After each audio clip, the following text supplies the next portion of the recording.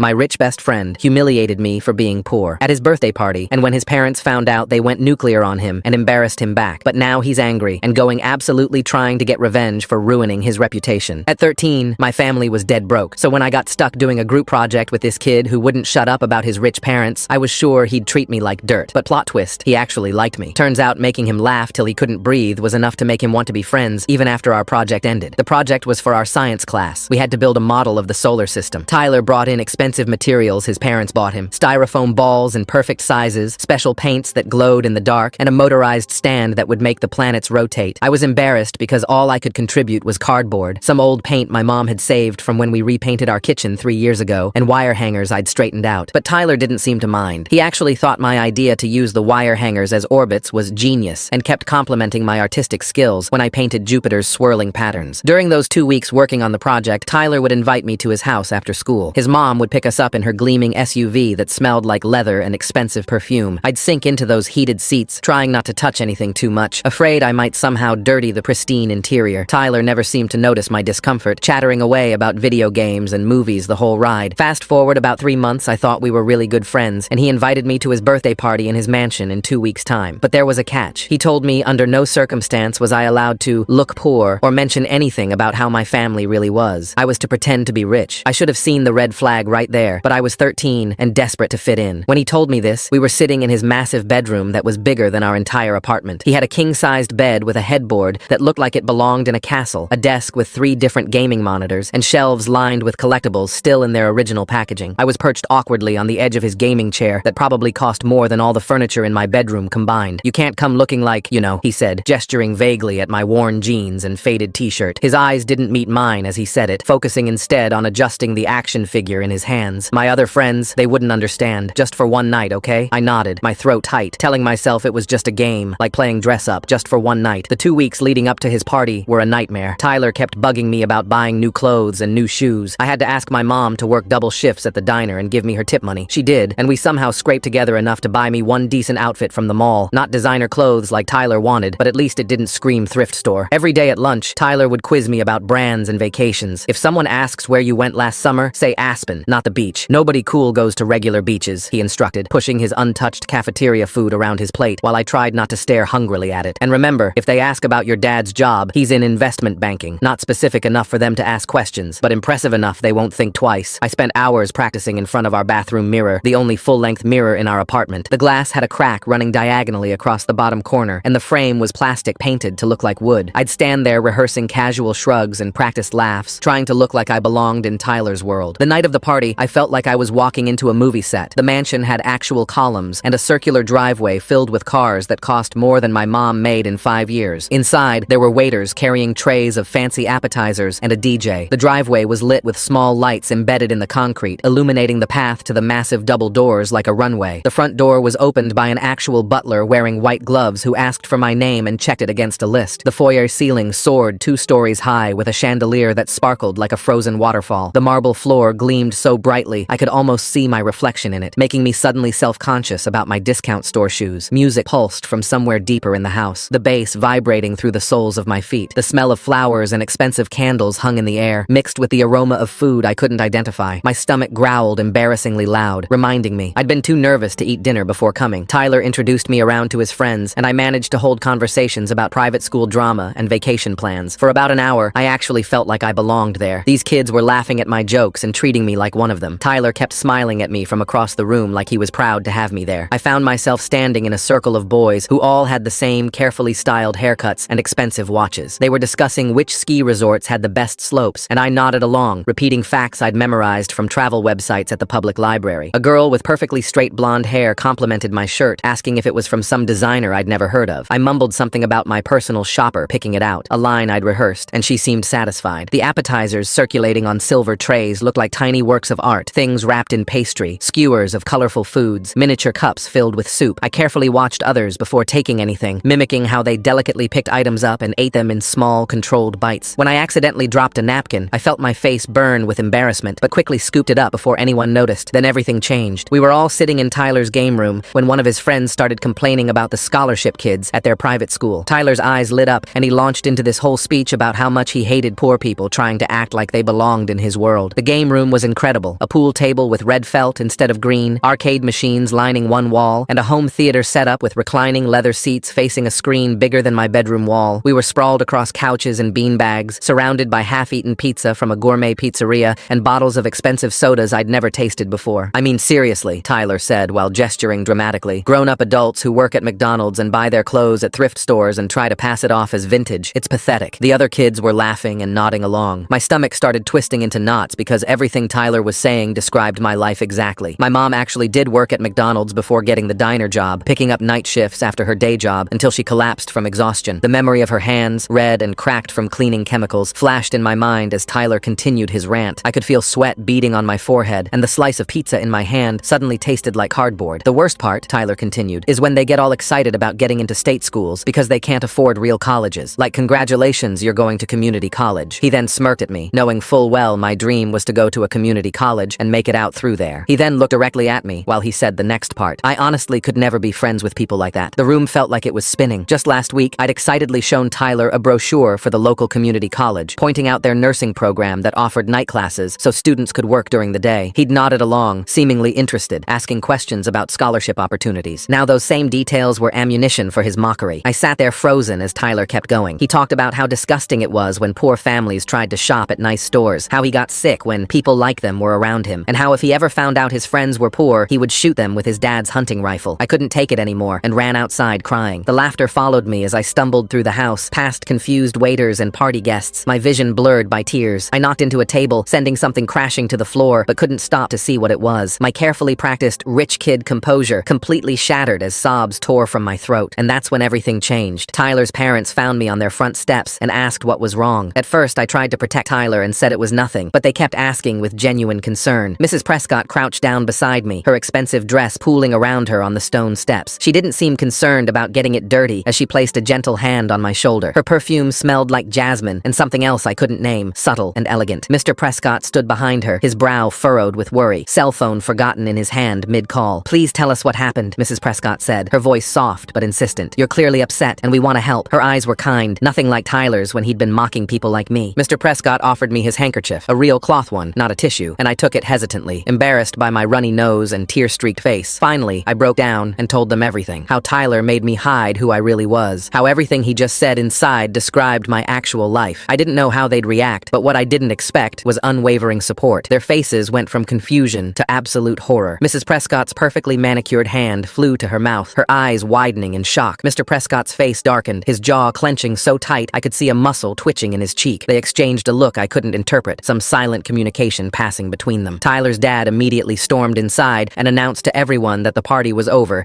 due to his son's completely unacceptable behavior. The other kids stared at him in confusion, but he refused to elaborate and just kicked everyone out. He then pulled Tyler into his room to talk to him alone. I watched from the doorway as kids filed out, whispering among themselves, shooting curious glances my way. Some parents arrived to pick up their children, looking annoyed at the unexpected early end to the party. I pressed myself against the wall, trying to become invisible, the borrowed handkerchief clutched in my sweaty palm. Tyler's mom apologized to me in front of everyone, and after all the kids were out, she explained what happened to all the parents privately. They were split in half. Several of them thought what Tyler did was funny. They were the ones the mom cut off. But a few came up to me afterward and asked where my parents worked to see if they could pull some strings and get them better jobs. One mother with a diamond necklace that caught the light with every movement knelt down to my eye level and asked gently about my mom's experience and skills. Another father in a suit that probably cost more than our rent pressed his business card into my hand, telling me to have my mom call him about an opening at his company. Their kindness made me cry all over again, but differently this time. I remember seeing Tyler come out crying, and after everyone left, his parents forced him to apologize to me. Tyler's apology was clearly forced, his eyes never meeting mine as he mumbled the words his parents had obviously made him say. His face was blotchy from crying, but there was something hard and cold behind his tears that made me shiver. When his parents weren't looking, his expression changed for just a second, a flash of hatred so intense it made my stomach drop. The ride home that night was suffocating. My mom picked me up in our hit-up Honda that protested with every turn, the muffler rattling like loose change. The shopping bag with my new outfit sat on my lap, the tissue paper inside rustling with each pothole we hit. I couldn't bring myself to speak, just stared out the window as streetlights blurred through my tears. My mom kept glancing at me in the rearview mirror, her eyes heavy with concern, but she didn't push. Rain had started to fall, creating streaks across the windows that mirrored the tears on my face. The wipers squeaked rhythmically, needing replacement but not in our budget. The heater worked only on the highest setting, blasting hot air that smelled faintly of burning dust. My new clothes felt like a costume in the the shopping bag, something that belonged to someone else entirely. When we finally pulled into our apartment complex, the security light flickering above our parking spot, I broke down and told her everything. Her face transformed as I spoke. First shock, then fury, then a deep sadness that made her look 10 years older. She wrapped her arms around me, the familiar scent of diner grease and drugstore perfume enveloping me as she promised I could stay home Monday if I needed to. But we both knew hiding would only make things worse. Our apartment building was old, with peeling paint and concrete walkways stained with years of rain and use. The elevator was perpetually out of order, so we climbed 4 flights of stairs in silence, my mom carrying my backpack while I clutched the shopping bag with the new clothes. Our apartment door stuck in the frame from humidity, requiring a firm shoulder push to open. Inside, the familiar smell of laundry detergent and the lingering aroma of the spaghetti we'd had for dinner the night before greeted us. That weekend stretched endlessly, each hour bringing me closer to what felt like my execution. I imagined all the ways Tyler might retaliate, spreading rumors, turning friends against me, or worse, actually following through on that hunting rifle threat. My stomach twisted into knots so tight I could barely eat, just pushed food around my plate while my mom pretended not to notice. I spent hours staring at the ceiling above my bed, counting the water stains and trying to predict what Monday would bring. The walls of our apartment were thin enough that I could hear our neighbor's television through them, the muffled sounds of a sitcom laugh track providing an ironic soundtrack to my anxiety. My mom tried to distract me with board games and my favorite movies, but I couldn't focus, my mind constantly replaying Tyler's words and imagining the worst possible scenarios for my return to school. Monday morning arrived with cruel inevitability. I wore my regular clothes, jeans with a small hole in the knee and a faded t-shirt that had been washed too many times. No point pretending anymore. The secret was out. My mom offered to drive me, but I took the bus, needing those extra minutes to prepare myself. Each stop brought me closer to school, my heart hammering harder with every mile. The familiar squeal of the bus brakes at each stop made my anxiety spike higher. The vinyl seats were cracked in places, the floor sticky with spilled drinks and muddy footprints. Other kids chatted and laughed around me, their conversations about weekend activities and homework assignments seeming impossibly normal compared to the dread building in my chest. I clutched my backpack strap so tightly my knuckles turned white, rehearsing responses to potential taunts in my head. The whispers started the moment I stepped through the front doors. Kids I barely knew stared and murmured behind cupped hands. In first period, the seat beside me remained conspicuously empty despite the crowded classroom. During passing period, someone accidentally knocked my books from my hands, papers scattering across the dirty linoleum while snickers echoed down the hall. The fluorescent lights overhead buzzed incessantly, casting a harsh glow that seemed to highlight every thread in my worn clothing. The school smelled of floor cleaner, cafeteria food, and hundreds of bodies packed into 2 small spaces. Lockers slammed around me as I knelt to gather my scattered papers, my fingers trembling so badly I could barely grip them. A teacher walked by, glancing at the scene but continuing without comment, either not noticing or choosing to ignore what was happening. By lunchtime, I was completely isolated, the invisible barrier around me as effective as barbed wire. Tyler had been busy. He'd spread a twisted version of Saturday night, claiming I'd crashed his party pretending to be rich, then got caught stealing from his house. The story made no logical sense, but logic doesn't matter in middle school. Tyler was popular. I wasn't. His truth became everyone's truth. The cafeteria was a battlefield of social hierarchies, with clearly defined territories at different tables. I stood at the entrance, tray in hand, scanning for any friendly face or empty spot where I might be tolerated. The noise was deafening. Hundreds of conversations, chairs scraping against floor, the clatter of utensils against trays, the smell of overcooked vegetables and mystery meat hung in the air, mixing with the artificial fruit scent of cheap perfume and body spray that seemed to follow groups of girls. I sat alone at lunch, the cafeteria noise washing over me as I pushed mystery meat around my tray. Then suddenly, someone sat across from me. Megan, a quiet girl from my math class with wire-rimmed glasses and a constellation of freckles across her nose. She didn't mention the rumors, just asked if I'd finished the algebra homework. That small kindness nearly broke me. Megan's lunch was packed in a reusable container. Nothing fancy, but clearly homemade. She pushed half of her chocolate chip cookie toward me without comment, opening her math notebook as if sitting with the school pariah was the most normal thing in the world. Her glasses slipped down her nose as she leaned forward, and she absently pushed them back up with her index finger, a habitual gesture I would come to recognize in the weeks ahead. The week continued in much the same pattern. Tyler and his friends made gagging sounds whenever I walked past. Someone stuffed garbage in my backpack during gym. My locker was vandalized with the word thief in permanent marker. I reported it to a teacher who gave Tyler a half-hearted warning that did absolutely nothing. The marker was black and thick, the letters jagged and angry across the metal door. The janitor tried to remove it with industrial cleaner that left the paint discolored in a cloud around the still visible word. The chemical smell lingered for days, a constant reminder every time I needed to get my books. The inside of my backpack had to be scrubbed repeatedly to remove the banana peel and yogurt someone had stuffed inside. The zipper forever stained with a sticky residue that attracted dirt and lint. Friday brought escalation. Tyler cornered me after gym when the locker room had emptied, backing me against the cold metal lockers. His face inches from mine. He told me he would make sure I regretted ever stepping foot in his house. When I asked why he was doing this when he knew the truth, he just laughed, saying nobody would would believe trash like me over him. His breath smelled like expensive mint gum as he hissed that this was just the beginning. The locker room was damp and smelled of sweat, cheap deodorant, and the bleach used to clean the floors. The overhead lights flickered slightly, casting strange shadows across Tyler's face as he leaned in. I could feel the cold metal of the lockers pressing against my back through my thin t-shirt, the locks digging painfully into my shoulder blades. My gym clothes were balled up in my hands, still damp from the rushed shower I'd taken, now clutched like a shield between us. That night, I finally broke completely. Through heaving sobs, I told my mom everything. The rumors, the isolation, the threats. Her face hardened into something I'd never seen before. Jaw clenched so tight, I could see the muscles working beneath her skin. Without a word, she grabbed her phone and dialed Tyler's parents, her knuckles white around the receiver. I could hear Mrs. Prescott's shocked voice through the phone as my mom detailed the week's torments, her voice shaking not with fear, but with fury. Mrs. Prescott promised immediate action, her tone leaving no doubt she meant it. Our small kitchen table wobbled slightly as my mom leaned against it. The phone cord, we couldn't afford cordless, stretching across the room. The refrigerator hummed loudly in the background, the sound seeming to grow louder in the pauses between my mom's words. A single bulb lit our kitchen, casting harsh shadows across her face as she spoke, making her expression even more fierce. Outside our window, the neon sign from the convenience store across the street flashed intermittently, sending pulses of red light across our walls like a warning beacon. The weekend passed in anxious silence. I expected Monday to bring even worse retaliation from Tyler for involving his parents again. But when I arrived at school, Tyler wasn't there, or the next day, or the entire week. Rumors spread like wildfire. Boarding school, military academy, extended grounding. The harassment stopped almost immediately without Tyler there to orchestrate it. A few kids even approached me with awkward apologies, admitting they'd known Tyler's story didn't add up. The hallways seemed brighter somehow without the constant dread of running into Tyler. I could focus in class again, my hand shooting up to answer questions for the first time in weeks. Megan continued sitting with me at lunch, gradually joined by others who drifted to our table now that Tyler's influence had vanished. The cafeteria food even tasted better, though it was exactly the same mystery meat and overcooked vegetables as before. 2 weeks later, Mrs. Prescott called, inviting my mom and me to dinner at their home. My mom accepted before I could protest, her tone leaving no room for argument. That Saturday, we drove up the circular driveway again, my stomach clenching at the sight of those imposing columns. The Prescotts greeted us at the door, both looking exhausted but genuine. Tyler was nowhere to be seen. The mansion looked different in daylight, less intimidating but somehow sadder. Flower beds that had been hidden in darkness during the party now showed careful landscaping, with spring bulbs just beginning to emerge from the soil. The fountain in the center of the circular drive was running, water catching sunlight as it splashed down in crystalline streams. Mrs. Prescott wore casual clothes, expensive still, but not the formal wear from the party, and her hair was pulled back in a simple ponytail that made her look younger and more approachable. Over a dinner featuring food I couldn't pronounce, they explained that after learning about Tyler's behavior at school, they'd realized this wasn't an isolated incident. They'd discovered a pattern of bullying stretching back years, always targeting kids from less affluent backgrounds. They'd sent Tyler to live with his uncle in another state, enrolling him in a school focused on community service and character development. Mr. Prescott admitted they'd spoiled Tyler, never teaching him the value of hard work or compassion. The dining room was smaller than I expected, intimate rather than formal. Family photos lined the sideboard, Tyler as a toddler, the Prescotts on vacation at a beach, school portraits showing Tyler's progression through the years. The table was set with china and crystal, but not ostentatiously so. Steam rose from dishes I couldn't identify, filling the room with aromas of herbs and spices I'd never encountered. Mrs. Prescott noticed my hesitation with the multiple forks and quietly demonstrated which to use first, her kindness making me feel helped rather than judged. Then came the unexpected. Mr. Prescott offered my mom a job managing one of his company's cafeterias, doubling her salary with benefits and regular hours. My mom tried refusing, saying she didn't want charity, but Mr. Prescott insisted it wasn't charity. He needed someone reliable and hardworking. As we were leaving, Mrs. Prescott handed me an envelope containing a card apologizing again for Tyler's behavior, a gift certificate for new clothes, and information about their family foundation's scholarship program. She told me they'd been impressed by my resilience and wanted to help me achieve my educational goals. The envelope was heavy, cream-colored paper with my name written in elegant cursive. The gift certificate was for an amount that made my eyes widen, enough to replace my entire wardrobe several times over. The scholarship information was printed on thick paper with an embossed letterhead, detailing a program that could potentially cover my entire college education, not just community college, but any university I could qualify for academically. Life transformed rapidly after that night. My mom started her new job the following week. We moved to a small but clean apartment closer to her workplace. I got clothes that actually fit and didn't have holes. At school, the whispers stopped, and gradually, I was included in group projects and lunch table conversations. The Prescotts checked in regularly, inviting us to monthly dinners. They rarely mentioned Tyler, just that he was working through things. I often wondered if he knew about their friendship with us and what he thought about it. Our new apartment had reliable hot water, a dishwasher that actually worked, and windows that sealed properly against the cold. The neighborhood had sidewalks lined with trees and a small park within walking distance. My mom's new schedule meant she was home for dinner every night. No more double shifts, leaving her exhausted and absent. We started cooking working together, trying recipes from a cookbook Mrs. Prescott had given us, laughing at our mistakes and celebrating our successes. 3 months later, Mrs. Prescott asked if I'd speak with Tyler on the phone. He was making progress, she said, learning about privilege and consequences. I reluctantly agreed. The call was awkward, Tyler's voice subdued and unfamiliar. He apologized without excuses, explaining how his parents had opened his eyes through volunteer work at homeless shelters and minimum wage jobs. I didn't immediately forgive him. The wounds were still raw, but I listened, which seemed important to both Tyler and his parents. I paced nervously around our living room during the call, the phone cord stretching as I moved. Tyler's voice sounded different, the arrogant edge gone, replaced by something quieter and more thoughtful. He spoke about working alongside people who lived paycheck to paycheck, how he'd never realized what that actually meant before. When he mentioned seeing a single mother crying because she couldn't afford both medicine and school supplies for her child, his voice cracked slightly. I couldn't tell if the change was genuine or performance, but I wanted to believe people could change. That summer, the Prescotts invited us to their lake house. I was nervous about seeing Tyler, but Mrs. Prescott assured me he wouldn't be there. They'd made the difficult decision to have him stay with his uncle permanently until graduation, trying to break his sense of entitlement before it became irreversible. Sitting on their dock watching the sunset, Mr. Prescott told me something profound, that sometimes you have to choose between being a good parent and being a popular one. They'd chosen the former, even if Tyler hated them for it now. My mom squeezed his hand in understanding. The lake house was rustic compared to their mansion, though still nicer than anywhere I'd ever stayed. It smelled of pine and cedar, with comfortable furniture designed for wet swimsuits and sandy feet. The dock extended into clear water that reflected the changing colors of the sky as the sun set. Dragonflies skimmed across the surface, creating tiny ripples that expanded in perfect circles. The distant call of loons echoed across the water, hauntingly beautiful in the growing twilight. The lake house weekend marked a turning point. For the first time, I had adults besides my mom who genuinely cared about my future. Mrs. Prescott took me shopping for school supplies, insisting on a proper backpack and calculator. Mr. Prescott taught me to fish off their dock with a patience my absent father had never shown. When school resumed in fall, things had shifted dramatically. Tyler was gone, but stories about him had reached mythic proportions. Military school, disownment, juvenile detention. I never corrected these rumors, partly because I didn't know the full truth myself, and partly because I was simply relieved to be left alone. The new backpack was sturdy and ergonomic, with padded straps that didn't dig into my shoulders like my old one. The calculator was the graphing kind required for advanced math classes, something I would have had to borrow or do without before. Mr. Prescott showed me how to bait a hook without flinching, how to cast without tangling the line, and most importantly, how to wait quietly, enjoying the stillness rather than growing impatient. We talked about everything and nothing during those fishing sessions. School subjects I enjoyed, books I'd read, dreams I'd been afraid to voice before. My mom's new job transformed our home life. Our refrigerator stayed consistently full. She no longer collapsed into exhausted silence each night. We could afford internet, allowing me to complete research projects without staying late at the library. Small luxuries that most took for granted felt miraculous to us. The constant background anxiety of unpaid bills and empty cupboards faded gradually, replaced by a stability I'd never known. My mom started taking classes toward an associate's degree, something she'd always wanted but never had time or money to pursue. Her hands, once cracked and red from cleaning chemicals, began to heal. She laughed more easily, the deep lines of worry around her eyes softening. We started a small tradition of Sunday morning pancakes, something we'd never had time for when she worked weekends. 2 months into the semester, I noticed something unsettling. A new student named Evan had joined Tyler's old friend group. Something about his calculated glances in the hallway made my skin prickle with recognition. Then came the notes in my locker, scraps of paper with charity case and gold digger scrawled in unfamiliar handwriting. I discarded them silently, not wanting to worry my mom when things were finally improving for her. The notes were folded into tiny squares, wedged through the vents of my locker door. The handwriting was jagged and pressed hard enough to leave indentations on the paper, revealing the anger behind the words. I developed a habit of checking my locker quickly between classes, disposing of the notes in different trash cans throughout the school to avoid anyone noticing a pattern. My hands would shake slightly each time I turned my combination, dreading what might be waiting inside. The situation escalated when someone created a fake social media profile using my name, posting pictures of our old apartment building with captions about trading favors for designer clothes. The whispers returned, forcing me to delete my legitimate accounts. The breaking point came when my backpack disappeared during gym, only to reappear in the cafeteria garbage with yogurt dumped inside, destroying my books and notes. The yogurt was strawberry, pink, and sticky, soaking through my notebook pages and textbooks. The smell lingered despite my best efforts to clean everything, a sickly sweet reminder of the incident for days afterward. I had to explain the damaged books to my teachers, feeling their skepticism as I carefully avoided mentioning bullying, claiming I'd accidentally spilled something. The replacement costs were an unexpected expense that made my mom's forehead crease with worry, though she never blamed me. I finally told my mom, who immediately called Mrs. Prescott. The next day, they accompanied me to the principal's office. Principal Warner seemed distinctly uncomfortable in Mrs. Prescott's presence, adjusting his tie repeatedly as we explained the situation. He made vague promises about looking into it, while suggesting I might be overly sensitive given my background. I watched Mrs. Prescott's expression harden uncertain at his dismissive tone. She reminded him that her family foundation had funded the school's new computer lab, and she'd hate to think their contributions supported an administration that didn't take bullying seriously, especially when it targeted students from less privileged backgrounds. The principal's attitude transformed instantly. He assured us he would personally investigate and implement anti-bullying measures. As we left, Mrs. Prescott squeezed my shoulder, whispering that sometimes you had to speak people's language to get results. Principal Warner's office smelled of coffee and furniture polish, with walls covered in framed diplomas and certificates. His desk was massive, creating a deliberate barrier between himself and visitors. The chairs we sat in were intentionally lower than his, a power dynamic Mrs. Prescott disrupted by sitting perfectly straight and maintaining direct eye contact throughout the conversation. The principal's nameplate gleamed on his desk, positioned to be visible from the doorway, announcing his authority to everyone who entered. For several weeks, things improved. The fake profile disappeared. The notes stopped. I focused on my schoolwork and helping my mom adjust to her new responsibilities. Then, one Friday afternoon, I stayed late to complete a science project. The hallways were nearly empty as I packed up to leave. Footsteps echoed behind me, and before I could turn, someone shoved me hard against the lockers. My glasses flew off, skidding across the floor as I struggled to regain my balance. Through my blurred vision, I made out Evan's face, flanked by two of Tyler's former friends. Evan hissed that I thought I was special now, but his cousin Tyler had told him all about me. My blood froze as he confirmed they were related, and that Tyler had instructed him to ensure I didn't forget what happened to people who crossed his family. They didn't hit me, but their message was clear as they kicked my glasses down the hall, leaving me to search the floor half blind and terrified. The empty school hallway amplified every sound: their footsteps, my ragged breathing, the metallic clatter of my glasses sliding across the floor tiles. The fluorescent lights buzzed overhead, casting harsh shadows that made it even harder to see without my glasses. The lockers were cold against my back, the metal hinges digging painfully into my spine where I'd been shoved. The school smelled different after hours, cleaning products more noticeable without hundreds of bodies and backpacks masking the scent, an emptiness that felt threatening rather than peaceful. I didn't tell my mom or the Prescotts, fearing what might happen if Tyler's parents discovered he was orchestrating revenge from afar. Would they cut him off completely? Despite everything, I didn't want to destroy a family. Instead, I became hypervigilant, avoiding isolation at school, eating lunch in the library where teachers were always present, leaving with groups of students. But Evan was patient. During a field trip to the Natural History Museum, I became separated from my group while searching for the bathroom. In an empty exhibit hall, Evan and his friends surrounded me. He shoved me against a display case, telling me Tyler said hello and that his parents were idiots for falling for my act. One boy twisted my arm painfully behind my back, while another whispered that Tyler was coming back soon. His parents were sending him to a special program, and upon completion, they'd let him return home. He was just telling them what they wanted to hear. Evan added that Tyler's texts about my mom and me were disturbing, how we were manipulating his parents, and how he had plans for when he returned. A security guard's appearance forced them to back off, pretending interest in the exhibits. I rejoined my class, shaking uncontrollably, but hiding my distress. The museum exhibit hall was dimly lit to protect the artifacts, making the boys' faces look sinister in the low light. The glass display case pressed cold and hard against my back, the edge digging into my shoulder blades. The prehistoric fossils behind the glass seemed to watch impassively, witnesses from millions of years ago to this very modern cruelty. The museum's climate control system hummed quietly in the background, maintaining perfect temperature and humidity for artifacts while I struggled to breathe through my panic. The boy twisting my arm smelled of too much cologne, the chemical scent making me slightly nauseous as he leaned close to deliver Tyler's threats. That night, sleep eluded me. What if Tyler was manipulating his parents? What if he returned and convinced them my mom and I were taking advantage? We'd lose everything: my mom's job, my school supplies, our newfound security. The next morning, exhaustion evident in the dark circles under my eyes and my non-existent appetite, my mom pressed until I confessed everything: the confrontations with Evan, the threats, Tyler's alleged return. She immediately called Mrs. Prescott, putting the phone on speaker. After a heavy silence, Mrs. Prescott sighed deeply, explaining that Tyler had indeed been contacting friends despite restrictions on his phone use. He was in a program that could eventually lead to his return home, but that decision was years away, not months. She promised to address the situation with Evan's parents immediately and asked us to come for dinner that evening to discuss matters in person. Our kitchen looked particularly small that morning, the walls closing in as my mom paced with the phone. Sunlight streamed through the window over the sink, illuminating dust particles floating in the air between us. The refrigerator hummed loudly in the silence following Mrs. Prescott's revelations. My untouched breakfast grew cold on the table, the cereal slowly turning soggy in the milk, a visual representation of my dissolving sense of security. The drive to the Prescott's mansion felt weighted with dread. What if this ended their support? What if they decided we weren't worth the complications? Mr. Prescott himself opened the door, the lines around his eyes deeper than I remembered. In their living room, Mrs. Prescott sat with a folder of papers, her expression grave. She explained that Tyler's behavior wasn't new. There had been a previous incident they'd handled privately, mistaking it for typical teenage rebellion. Mr. Prescott added that psychologists now believed Tyler had serious issues with empathy and truthfulness, having manipulated his parents for years, playing the perfect son when convenient and behaving behaving cruelly when unsupervised. Mrs. Prescott admitted they'd been willfully blind, finding it easier than acknowledging their son's serious problems. My mom reached for Mrs. Prescott's hand, assuring her they were doing the right thing now. The Prescott's living room felt different than during previous visits. The elegant furniture and artwork unchanged, but the atmosphere heavier, more somber. A fire crackled in the fireplace despite the mild evening, casting flickering shadows across the room. Mrs. Prescott's folder lay on the coffee table between us, the papers inside representing difficult decisions and painful realizations. A family photo on the mantel showed Tyler at perhaps 10 years old, smiling broadly between his parents, a moment frozen in time before everything unraveled. Mr. Prescott announced 3 decisions. Tyler would not return home anytime soon, needing more intensive help than initially realized. Evan's parents, unaware of his actions, were sending him to live with his father in another state, and most surprisingly, they'd established legal protections for our future. Mrs. Prescott opened her folder, revealing documents establishing a trust fund for my education, community college, state university, whatever I chose, ensuring my future regardless of what happened between our families. They'd also created an employment contract for my mom with significant termination protections and severance provisions. My mom tried refusing, calling it excessive, but Mr. Prescott was adamant. They'd spent years throwing money at Tyler's problems instead of addressing them properly and wanted to use their resources for genuine good. The legal documents were thick stacks of paper filled with formal language, terms like irrevocable trust and beneficiary designation jumping out from the pages. Mr. Prescott explained each section carefully, his background in business evident in how he translated the complex legal terms into understandable concepts. The papers smelled new and official, the ink still fresh on some of the signatures. My mom's hands trembled slightly as she flipped through the employment contract, her eyes widening at the salary and benefits clearly spelled out in black and white. That evening transformed our relationship again. The Prescotts weren't just helping us, they were making us permanent fixtures in their lives. Mrs. Prescott mentored me academically. Mr. Prescott taught me to drive in his least expensive car. They included us in holidays and vacations. Tyler remained with his uncle, then transferred to a specialized boarding school. His parents visited monthly, but always returned emotionally drained, never sharing details, but clearly disappointed by the lack of progress. The driving lessons took place in a quiet subdivision with wide streets and minimal traffic. Mr. Prescott was endlessly patient, never raising his voice when I ground the gears or braked too suddenly. He taught me to check blind spots, parallel park, and change a tire. Practical skills my own father should have taught me. Mrs. Prescott helped me prepare for standardized tests, reviewing flashcards and practice essays with the same attention she gave to her professional work. Their home gradually became a second home to us, a place where we were expected and welcomed rather than merely tolerated. Near the end of 9th grade, almost 18 months after Tyler's infamous birthday party, I came home to find my mom at our kitchen table, her expression unreadable as she showed me a text from Mrs. Prescott requesting our immediate presence. Something had happened with Tyler. The drive to their house was tense, my mom repeatedly assuring me that whatever had occurred wasn't my fault, though I couldn't help feeling responsible. Had my exposure of Tyler that night at his party set all this in motion? The text message glowed ominously on my mom's phone screen, the brief words revealing nothing but urgency. The drive felt longer than usual, traffic lights catching us at every intersection, as if deliberately delaying our arrival. The radio played softly in the background, neither of us reaching to change the station or adjust the volume, both lost in our own thoughts and worries. The familiar route to the Prescott's home seemed suddenly foreign, each turn bringing us closer to unknown news. The Prescotts sat in their formal living room holding hands when we arrived. Mrs. Prescott's eyes were red-rimmed but strangely calm, while Mr. Prescott looked aged beyond his years. Tyler had escaped from school 3 days earlier, stealing money from his roommate and a staff member's car, abandoning the vehicle near the state line with no trace of his whereabouts. My heart raced at the implications. Was he coming here? Coming for me? Mrs. Prescott, reading my expression, assured me they didn't believe he was heading here, knowing they'd cut off his financial access. Nevertheless, they'd hired security for both our homes as a precaution. The formal living room was rarely used during our regular visits, reserved for important occasions and serious conversations. Crystal decanters on the sideboard caught the light, sending small rainbows dancing across the walls. The antique grandfather clock in the corner ticked loudly in the silence between sentences, marking the passing of time as we absorbed the shocking news. Mrs. Prescott's hands were clasped so tightly her knuckles had turned white, though her voice remained steady as she explained the situation. For weeks afterward, I jumped at unexpected sounds. A security guard followed me to and from school in an unmarked car, another stationed near our apartment. The Prescotts insisted it was merely precautionary, but their concern was palpable. Then one evening during dinner at their home, Mr. Prescott's phone rang, his face drained of color as he listened, then informed his wife they'd found Tyler in Las Vegas, attempting to gamble with a fake ID, telling people he was 21 and that his parents had died in a car crash, leaving him millions. Mrs. Prescott asked if he was physically okay, to which Mr. Prescott confirmed he was, being held until they arranged transport back to the school. The school director suggested this might provide the wake-up call Tyler needed, facing real consequences for his actions. The security guard assigned to me was discreet, but obvious to anyone paying attention. A man in his 40s with a military haircut and alert eyes, always parked within sight of wherever I was. was. He never intruded, but was always present, a constant reminder of potential danger. At school, rumors spread about why I suddenly had a bodyguard, theories ranging from witness protection to celebrity parentage. The dinner where we received news of Tyler's capture was interrupted mid-bite, the fork of pasta suspended in air as Mr. Prescott answered his phone, the subsequent conversation casting a pall over the meal that remained largely uneaten afterward, but it didn't. 2 months later, Tyler escaped again, reaching California before being apprehended for shoplifting. Upon his return to school, he became increasingly defiant, refusing therapy and medication. The Prescotts reached their breaking point. During one Sunday dinner, Mrs. Prescott broke down crying, confessing they were considering more drastic measures, a wilderness therapy program, followed by a highly restrictive residential treatment center. Mr. Prescott explained they'd exhausted all expert recommendations, private therapists, medication, different schools, with nothing penetrating Tyler's resistance. My mom suggested they take time away to think clearly, having operated in crisis mode for nearly 2 years. The Prescotts planned a weekend at their mountain cabin, inviting us to stay at their house to care for their elderly dog and enjoy their amenities. Mrs. Prescott's breakdown was sudden and heartbreaking. One moment discussing dessert options, the next sobbing into her napkin, years of stress finally overwhelming her carefully maintained composure. Their elderly golden retriever, sensing her distress, placed his head in her lap, his roomy eyes looking up at her with concern. The dog was gray-muzzled and moved slowly, arthritis evident in his careful movements, but his loyalty was unwavering. Mr. Prescott explained their mountain cabin was remote, without cell service or internet, offering the complete disconnection they desperately needed to make clear-headed decisions about Tyler's future. That weekend felt surreal, sleeping in their guest rooms, swimming in their pool, watching movies on their enormous screen. My mom and I kept exchanging disbelieving glances, marveling at how our lives had transformed. Saturday night, we were watching a film when the security system chimed, indicating someone had entered the property. My mom paused the movie, concerned whether the Prescotts had returned early. Before we could speculate, glass shattered somewhere in the house. My mom pushed me toward the nearest bathroom, instructing me to lock myself inside and call 911 while she triggered the alarm manually. The guest room I'd been assigned was larger than my entire bedroom at home, with a private bathroom featuring marble countertops and a shower with multiple jets. The pool was heated to the perfect temperature, surrounded by comfortable loungers and potted plants that created private nooks for reading or sunbathing. The home theater had reclining leather seats with cup holders, a screen that covered an entire wall, and a sound system that made you feel like you were inside the movie. The security system's chime was deliberately subtle, a gentle musical tone rather than a harsh alarm, but unmistakable in the quiet house, instantly transforming our relaxed evening into high alert. With trembling hands, I called emergency services, whispering our situation to the dispatcher. As I provided the address, shouting erupted elsewhere in the house, followed by a crash and my mom's scream. I dropped the phone and ran out, heart threatening to explode from my chest. In the living room, my mom backed away from Tyler, who brandished a kitchen knife. He looked feral, hair unkempt, clothes filthy, eyes darting frantically around the room as he demanded to know his parents' whereabouts. My mom maintained remarkable composure, explaining they were at the cabin for the weekend. Tyler accused her of lying, gesturing toward the garage where their cars remained. He advanced toward her, and I couldn't stay hidden. I shouted for him to stop, drawing his attention to me. The bathroom I'd been hiding in had thick towels monogrammed with the Prescott family initial, fancy soaps shaped like seashells, and a phone mounted on the wall beside the toilet, a luxury I'd never seen before. The 911 dispatcher's voice continued from the dropped phone on the tile floor, tinny and distant as I ran toward my mom's scream. The living room was dimly lit, the movie still frozen on the massive screen, casting an eerie blue glow across the scene. Tyler's knife gleamed in that light, reflecting the paused image from the film as he waved it threateningly. His clothes were stained and torn, his once perfect hair matted and greasy, his eyes wild with a combination of fear and rage I'd never seen before. His face contorted with rage as he recognized me, spitting that I'd turned his parents against him and stolen his life. He lunged toward me, but my mom intercepted him, shielding me with her body while reasoning that police were already en route and he shouldn't worsen his situation. Something calculated flickered in Tyler's eyes as he lowered the knife slightly, claiming he only wanted to speak with his parents and needed money they supposedly owed him. I explained they were genuinely absent, but would return tomorrow, suggesting he could wait to speak with them then. Tyler seemed to consider this, the knife dropping to his side momentarily. Then the security alarm blared, and his expression hardened again, accusing us of trapping him. The security alarm was deafening, a piercing wail designed to disorient intruders and alert neighbors. The sound bounced off the high ceilings and hardwood floors, making it impossible to think clearly or hear each other without shouting. Tyler's momentary hesitation vanished with the alarm, replaced by cornered animal panic. His clothes smelled of sweat and something chemical, possibly alcohol or substances, the scent becoming more noticeable as he moved erratically around the room. The knife in his hand was from the Prescott's kitchen, a professional chef's knife with a wicked edge that caught the light with each movement. Before he could react further, security guards burst through the front door, followed by police officers with weapons drawn. Tyler spun around, still clutching the knife. Officers repeatedly commanded him to drop the weapon as my mom pulled me to the floor, covering me protectively. Time slowed until the knife clattered against the hardwood. Looking up, I saw Tyler face down, one officer securing his hands while he sobbed. His earlier bravado evaporated into childlike fear. The front door crashed open with such force it left a dent in the wall behind it. The security guards wore black uniforms with bulletproof vests, moving with practiced precision as they secured the room. Police officers followed with GNs drawn, their flashlights cutting through the dim room in blinding beams. The commands to drop the weapon were shouted in overlapping voices, creating a wall of sound that seemed to physically push against Tyler. When the knife finally fell, it hit the hardwood with a distinctive metallic ping that somehow cut through all other noise, marking the exact moment Tyler's resistance collapsed. The Prescotts returned immediately upon notification. They arrived as police were placing Tyler in a patrol car, Mrs. Prescott checking our well-being before briefly speaking with her son through the car window. Mr. Prescott remained with us, his face ashen as he apologized repeatedly. Later that night, after police had departed, the four of us sat in their kitchen drinking tea in heavy silence. Finally, Mr. Prescott announced their decision. Tyler needed more help than they could provide while maintaining everyone's safety. He would enter a secure residential treatment facility once legal issues from the break-in were resolved. Mrs. Prescott squeezed my hand, emphasizing that these developments changed nothing about their feelings toward my mom and me. We had become their chosen family. The patrol car's red and blue lights pulsed across the driveway, illuminating the scene in alternating colors as the Prescotts arrived. Mrs. Prescott ran from their car before it had fully stopped, her face a mask of worry as she rushed to check on us. Her brief conversation with Tyler through the patrol car window was too quiet to overhear, but her body language, rigid with tension, one hand pressed against the glass, told its own story. The kitchen where we gathered afterward was the heart of their home, less formal than other rooms, with copper pots hanging from a rack and children's artwork framed on the walls. The tea Mrs. Prescott served was herbal and soothing, steam rising from delicate cups that no one actually drank from as we processed the night's events. Driving home that night, emotionally drained, my mom shared Mrs. Prescott's private comment that meeting us had been their silver lining amid darkness, that helping us heal had helped them heal too. The Prescotts had lost a son but gained a different kind of family, and we, who had so little for so long, had gained not just financial security, but people who truly valued us when others, including their own son, had tried to convince us we were worthless. The car's headlights cut through the darkness as we drove home, illuminating the road ahead one section at a time, much like how our future was gradually becoming clearer. Streetlights passed overhead in rhythmic intervals, briefly lighting the interior of the car before returning us to shadow. My mom's hands were steady on the steering wheel despite everything we'd been through, her resilience visible in that simple act of guiding us safely home. The city looked different at night, buildings transformed into silhouettes against the sky, familiar landmarks taking on new dimensions in the darkness. On the third anniversary of Tyler's birthday party, Mrs. Prescott presented me with a small wrapped box after dinner. Inside lay a delicate silver bracelet with a single bridge charm, symbolizing that sometimes when bridges burn, new ones form. What happened with Tyler was tragic, she explained, but it brought us into their lives. She would always grieve her son's choices, but never regret the family they found because of them. My mom squeezed my hand under the table as I fought back tears. The gift box was small and wrapped in silver paper with a perfect bow, Mrs. Prescott's attention to detail evident even in this presentation. The bracelet inside nestled on a bed of white satin, the silver catching the light from the dining room chandelier. The bridge charm was intricately detailed, with tiny architectural elements visible upon close inspection. Mrs. Prescott fastened it around my wrist herself, her fingers gentle and sure as she worked the clasp, the simple gesture somehow more meaningful than the gift itself. 3 years earlier, I'd been a poor kid desperate to hide my identity, to fit in with someone who didn't deserve my friendship. Now I stood confident, supported, and valued for exactly who I was. Last month, I received college acceptance letters, not to community college as I'd once dreamed, but to prestigious universities offering full scholarships based on my academic performance. When I opened Stanford's letter with a full ride offer, the Prescotts cheered as enthusiastically as my mom. The Stanford acceptance package was thick and impressive, the university's emblem embossed in cardinal red on cream-colored paper. Opening it at the Prescotts' dining table had been my mom's idea, a way to share the moment with all the people who had supported my journey. The letter itself was formal and congratulatory, but the real emotion came from the people around me. My mom's eyes filling with tears of pride, Mrs. Prescott's spontaneous hug, Mr. Prescott's handshake that turned into an embrace. The kitchen counter quickly became covered with acceptance packages from other universities, creating a colorful display of options I never would have had without their support. Tyler remains in treatment, now in a transitional program, allowing greater independence. His parents visit regularly, reporting gradual improvement, more thoughtfulness, less entitlement, interest in studying psychology to better understand himself. I don't know if I'll ever see him again and feel comfortable with that possibility. Some chapters are better left closed. The Prescotts never pressure me to reconnect with Tyler, respecting the boundaries I've established. Their updates about him are factual and brief, shared only when relevant, never dominating our relationship. They've created separate spaces for these different parts of their lives, their relationship with their son and their relationship with us, maintaining both without forcing intersection. This balance demonstrates their respect for my experience and their understanding of the complex emotions involved. I sometimes sometimes reflect on that night at his birthday party, when he looked directly at me and declared he could never be friends with people like that. He was right, but not as he intended. People like me, who understand the value of hard work, who appreciate opportunities, who recognize character matters more than wealth. We're selective about our friendships too. The Prescotts taught me that true wealth isn't measured in mansions or designer clothes, but in having people who stand beside you, who recognize your potential when others don't, who help you become your best self. By that measure, I'm infinitely richer now than Tyler ever was. The bracelet with the bridge charm catches the light on my wrist as I write my college acceptance responses, a tangible reminder of how far I've come. My bedroom wall now displays a framed photo of my mom, the Prescotts, and me at my high school academic awards ceremony, all of us smiling with genuine pride. The frame sits beside my college acceptance letters, these physical symbols representing both my past journey and future path. The window beside my desk overlooks a neighborhood where children play safely on sidewalks, where trees provide shade in summer, where I've finally found not just a house, but a home. The journey from Tyler's birthday party to this moment spans more than just 3 years. It measures the distance between hiding who I was and celebrating who I've become.